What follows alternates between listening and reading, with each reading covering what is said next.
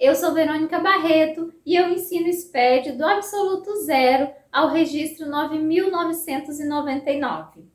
Corrija todos os erros de uma vez. Ai, Verônica, o que é isso? Olha só. Quando você vai lá, visualiza um erro, clica nele, lê a mensagem e corrige, foca nele, você está perdendo muito tempo. Você precisa otimizar esse processo todo. Porque os contadores falam assim, nossa, Verônica, você conseguiu enviar esse SPED rápido. Por quê? Porque eu aprendi a criar um processo onde eu não fico perdendo tempo fazendo várias coisas repetidas. Eu criei esse processo e aí, utilizando essas dicas, você também, assim como eu, vai conseguir gerar e validar e enviar o seu arquivo muito mais rápido. Por exemplo, se você viu que no seu arquivo tem erro no cadastro da conta contábil, você fala assim, opa, se o meu arquivo tem erro no cadastro das contas, possivelmente, muito provavelmente, ele vai ter erro aonde? Nos registros de saldos. Por quê? Para o validador fazer o agrupamento dos saldos, ele precisa do cadastro dessas contas para criar esses saldos. Se a própria conta está com erro e a conta é um registro filho, ela vai ter um impacto, né? Ela tem uma relação direta com o erro dos saldos, né?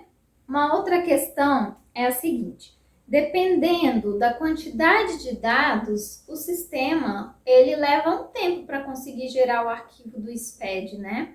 Se o agrupamento das informações, o volume de informações é grande, o próprio guia prático fala que você precisa gerar esse arquivo em 2 semestres, ou em vários trimestres, ou até em 12 meses. Agora pensa aqui comigo, você gerando um arquivo 12 vezes de uma empresa só, quanto tempo você vai gastar fazendo isso?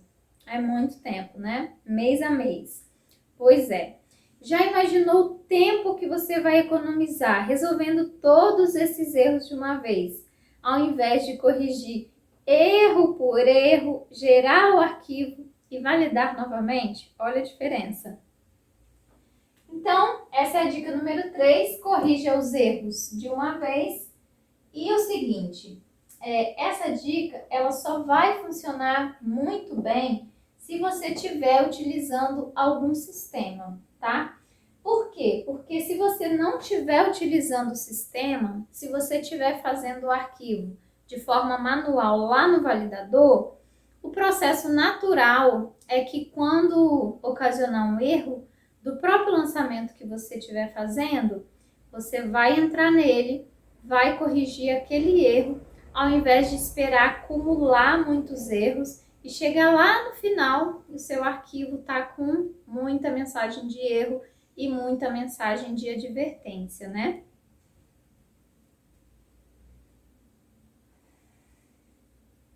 Aqui a gente tem um segredo, um grande segredo. O segredo é, quanto mais você lê as mensagens de erros, mais você entende de SPED, porque dentro das mensagens estão muitas informações que o próprio validador te dá. Informação de relação de um registro com o outro, por exemplo. Então, o segredo é ler as mensagens, tá? Leiam as mensagens, porque é esse o segredo para aprender SPED mais rápido. Bom, as mensagens de erros do arquivo SPED, elas seguem uma hierarquia, mas essa hierarquia é do próprio arquivo texto, é uma hierarquia de informação do próprio SPED. Por exemplo, o SPED ele é composto de vários blocos. Dentro de cada bloco tem o registro pai e dentro desse registro pai, muitas e muitas vezes, depende, né, de cada bloco, também tem vários registros filhos que a gente chama. E por que isso é importante? Por que é legal você saber disso? Porque se você tem noção que existe essa hierarquia de blocos e de registro pai e de registro filho dentro do arquivo, você vai saber que quando você clica em cima de um erro e ele te leva para um registro PAI, você sabe que o erro não está ali. Então você não vai perder tempo ficar procurando, clicando ali no registro PAI. Você vai descer e vai encontrar qual é o registro filho onde realmente o erro está, né? Então a gente tem a hierarquia dessa maneira. Eu tenho aqui um bloco, né? O SPED é formado de vários blocos. Dentro de cada bloco tem um registro PAI, que a gente chama aqui, e dentro desse registro PAI vai ter um ou vários registros filho ou filhos. Aqui, essa é a hierarquia do SPED. Qual que é a diferença aqui? O bloco é o grande grupo, né? Bloco C, por exemplo. O registro PAI é um registro onde tem, por exemplo, a informação do período daquele registro. E o registro filho, ou um ou mais registros, né? É onde está o agrupamento com maior nível de detalhamento de informação. Um registro filho, por exemplo, é aquele registro que recebe os valores dos lançamentos. O registro PAI é um registro, por exemplo, que vai receber o período em que esses lançamentos ocorreram. E o bloco é o grande bloco que está, onde o filho e o pai aqui está dentro dele. O bloco seria o bloco C. Aí, nessa analogia que eu estou fazendo, eu estou utilizando o SPED contábil para você ter essa base, tá? Mas essa hierarquia se aplica a qualquer SPED. Inclusive, todas essas dicas, elas servem para o SPED contábil, para o SPED ECF, para o SPED fiscal, falando dos SPEDs que são mensais, né?